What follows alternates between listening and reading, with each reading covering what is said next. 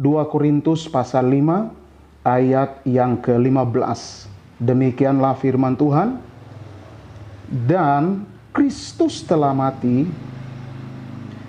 untuk semua orang, supaya mereka yang hidup tidak lagi hidup untuk dirinya sendiri, tetapi untuk Dia, yaitu untuk Tuhan, yang telah mati dan telah dibangkitkan untuk mereka. Saya sungguh tergerak untuk menjumpai Bapak Ibu Saudara lewat sharing firman Tuhan singkat ini, untuk membawa kita merenungkan betapa Tuhan mengasihi kita. Ini adalah satu catatan sejarah yang tak terbantahkan bahwa Kristus telah mati.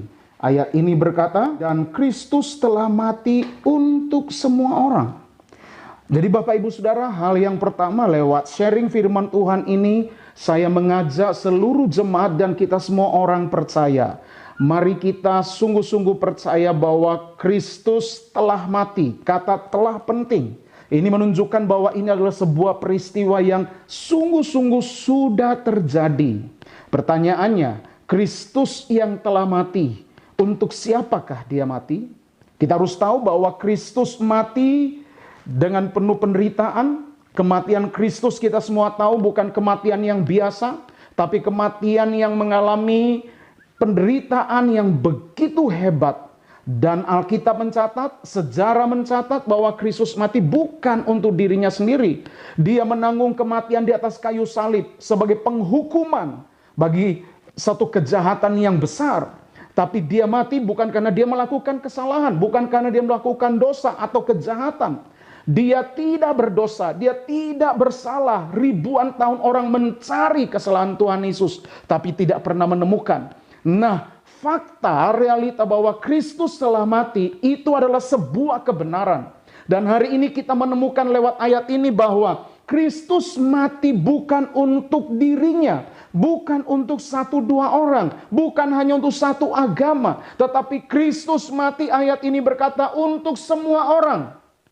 Berarti semua orang berhak untuk menerima anugerah keselamatan. Semua orang atau anugerah keselamatan lewat kematian Tuhan Yesus, lewat penebusan yang Kristus kerjakan di atas kayu salib, itu diarahkan kepada semua orang. Bersyukurlah kalau Bapak Ibu Saudara hari ini telah meresponi dan telah membuka hati menerima karya Kristus yang begitu agung, yang begitu luar biasa, menebus segala dosa manusia. Kita bersyukur karena kita telah menerimanya. Nah, hari ini kalau kita sungguh-sungguh percaya menghayati bahwa Kristus telah mati untuk kita, apa respon kita? Ayat ini berkata, Kristus telah mati untuk semua orang supaya. Jadi kita bisa melihat bahwa Kristus mati untuk kita agar supaya, atau tujuannya adalah supaya kita hidup bukan untuk diri kita lagi, ayat ini berkata, tapi kita hidup untuk Tuhan.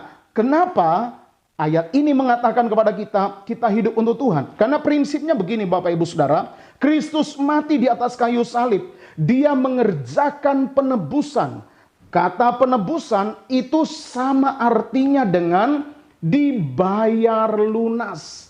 Apa yang dibayar lunas? Semua hutang dosa kita. Segala dosa kita, dosa itu bisa digambarkan seperti sebuah hutang yang besar yang tak terbayarkan. Tidak ada satu manusia pun yang bisa membayar hutang dosa itu. Tapi kita bersyukur karena Kristus datang. Dia mati di kayu salib untuk menebus, untuk membayar lunas, bukan hanya sebagian dosa kita. Tapi Alkitab berulang kali mencatat, Dia menebus, Dia membayar lunas segala dosa kita. Oleh karena itu kita bersyukur untuk kematian Kristus. Dan kalau Dia membayar lunas dosa kita, Dia menebus segala dosa kita. Itu berarti hidup kita bukan milik kita lagi. Karena Dia sudah tebus kita, Dia sudah bayar hidup kita. Pada saat Kristus mati di kayu salib menebus atau membayar dosa kita, itu terjadi transaksi di mana kita sudah dibayar. Itu berarti hidup kita adalah milik dari Tuhan yang sudah membayar dosa kita, membayar hidup kita. Nah, hidup kita adalah milik Tuhan. Nah, kalau hidup kita adalah milik Tuhan Yesus, Maka ayat ini mengajar kita, ayat ini menyadarkan kita, ayat ini mengingatkan kita untuk mari, jangan lagi kita hidup untuk diri kita sendiri, jangan lagi kita hidup untuk dunia ini. Tapi mari Bapak Ibu Saudara, ambil keputusan untuk berkata kepada Tuhan, Tuhan, Kau telah menebus hidup saya. Kau telah membayar lunas seluruh dosa saya, segala dosa saya. Dan hari ini saya buat keputusan, saya mau menyerahkan hidupku ke dalam tangan-Mu. Karena hidupku bukan milik aku lagi, tapi hidupku adalah milik kepunyaan daripada Tuhan. Tuhan Yesus berkuasa atas hidupku. Jadikan itu menjadi komitmen kita, terus-menerus dalam sepanjang hidup kita. Mari jalani hidup ini bukan sebagai pemilik, tapi jalani hidup ini di mana hidup kita sadar betul adalah milik Dia. Tuhan yang berhak atas hidup kita, Tuhan yang akan mengendalikan hidup kita, Tuhan yang akan menggerakkan hidup kita, sebab hidup kita ada di dalam tangan-Nya.